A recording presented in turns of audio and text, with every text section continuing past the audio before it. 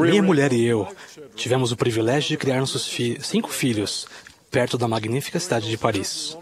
Durante esses anos, quisemos oferecer a eles valiosas oportunidades para descobrir as coisas maravilhosas deste mundo. Todos os anos, nossa família fez longas viagens para visitar os monumentos, as maravilhas naturais e os locais históricos mais significativos da Europa.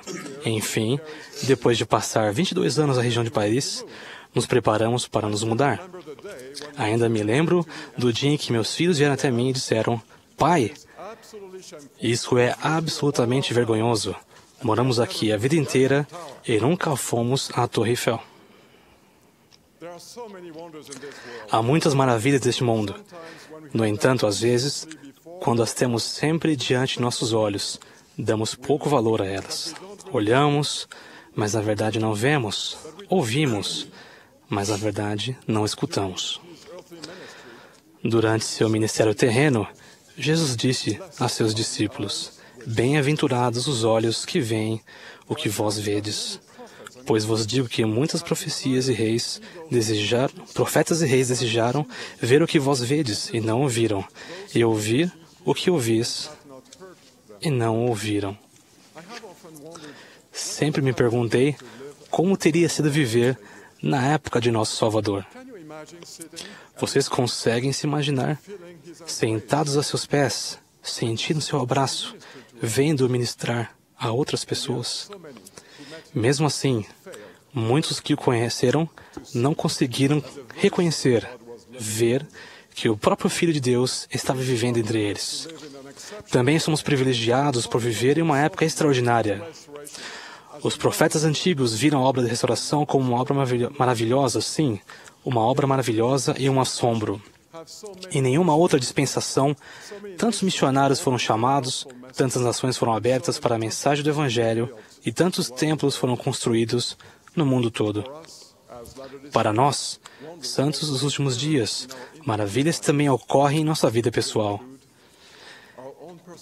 Elas incluem a nossa própria conversão, as respostas que recebemos a nossas orações e as ternas bênçãos que Deus derrama sobre nós diariamente. Admirar-se com as maravilhas do Evangelho é um sinal de fé. É reconhecer a mão do Senhor em nossa vida e em tudo ao nosso redor. Nossa admiração também produz força espiritual. Ela nos dá energia para permanecermos ancorados em nossa fé e para nos envolvermos no trabalho de salvação. Mas sejamos cautelosos. Nossa capacidade para admirar é frágil. A longo prazo, coisas como a obediência esporádica aos mandamentos, apatia ou até mesmo cansaço podem nos tornar insensíveis aos mais notáveis sinais e milagres do Evangelho. O livro de Mórmon descreve um período muito semelhante ao nosso, que precedeu a vinda do Messias às Américas. Os sinais de seu nascimento apareceram repentinamente no céu. As pessoas ficaram tão admiradas que se humilharam e quase todas foram convertidas. No entanto, apenas 4 anos mais tarde, começaram a esquecer os sinais e as maravilhas de que haviam ouvido falar e admiravam-se cada vez menos com qualquer sinal ou maravilha dos céus. E começaram a duvidar de tudo quanto haviam ouvido e visto. Meus irmãos e irmãs, o Evangelho ainda é maravilhoso para vocês? Vocês ainda conseguem ver, ouvir, sentir e se admirar? Ou seus sensores espirituais se encontram no modo de espera? Seja qual for sua situação pessoal, convido-os a fazer 3 coisas. Em primeiro lugar, nunca se cansem de descobrir ou redescobrir as verdades do Evangelho. O escritor Marcel Proust disse: a verdadeira viagem da descoberta consiste não em buscar novas paisagens, mas em ter olhos novos.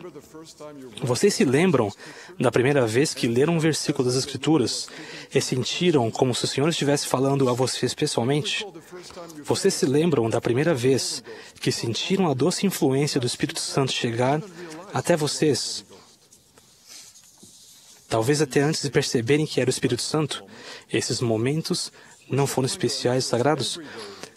Devemos ter fome e sede de conhecimento espiritual todos os dias. Essa prática pessoal está alicerçada no estudo, na meditação e oração. Às vezes, podemos ser tentados a pensar: não preciso estudar as Escrituras hoje, já as li no passado. Ou, não preciso ir à igreja hoje, não há nada de novo lá. Mas o Evangelho é uma fonte de conhecimento que nunca seca. Sempre há algo novo para aprender e sentir a cada domingo, em todas as reuniões e em cada versículo de Escritura. Temos fé na promessa de que, se buscarmos, encontraremos. Em segundo lugar, ancore sua fé nas verdades claras e simples do Evangelho. Nossa admiração deve ser enraizada nos princípios fundamentais de nossa fé, na pureza de nossos convênios e ordenanças de nossos atos de adoração mais simples. Uma missionária me contou a história de 3 homens que ela conheceu durante uma conferência de distrito na África. Eles vieram de um vilarejo isolado, onde a igreja ainda não tinha sido organizada, mas havia 15 membros fiéis e quase 20 pesquisadores. Por mais de 2 semanas, esses homens caminharam a pé, viajando mais de 480 quilômetros por estradas enlameadas por causa da estação chuvosa, para que pudessem assistir à conferência e levar o dízimo dos membros de seu grupo. Eles planejavam permanecer durante uma semana inteira para que pudessem desfrutar o privilégio de tomar o sacramento no domingo seguinte, e depois pretendiam voltar de viagem, carregando caixas cheias de exemplares do Livro de Mórmon sobre a cabeça, para distribuir ao povo de sua vila. A missionária testificou que fora tocada pelo sentimento de assombro que esses irmãos demonstraram e por seu pleno sacrifício para obter as coisas que ela sempre teve prontamente disponíveis. Ela se perguntou: se me levantasse em uma manhã de domingo no Arizona e percebesse que meu carro não estava funcionando, andaria até a igreja, que fica a apenas alguns quarteirões de minha casa? Ou simplesmente ficaria em casa porque era muito longe ou estava chovendo? Essas são boas perguntas para todos nós refletirmos. Por fim, eu os convido a buscar e a valorizar a companhia do Espírito Santo. A maioria das maravilhas do Evangelho não podem ser percebidas por meio de nossos sentidos naturais. São as coisas que o olho não viu e o ouvido não ouviu, as coisas que Deus preparou para os que o amam. Quando temos o Espírito conosco, nossos sentidos espirituais são acentuados e nossa memória é despertada para que não nos esqueçamos dos milagres e sinais que testemunhamos. Por essa razão, sabendo que Jesus estava prestes a deixá-los, seus discípulos nefitas oraram fervorosamente por aquilo que mais desejavam, e desejavam que o Espírito Santo lhes fosse dado.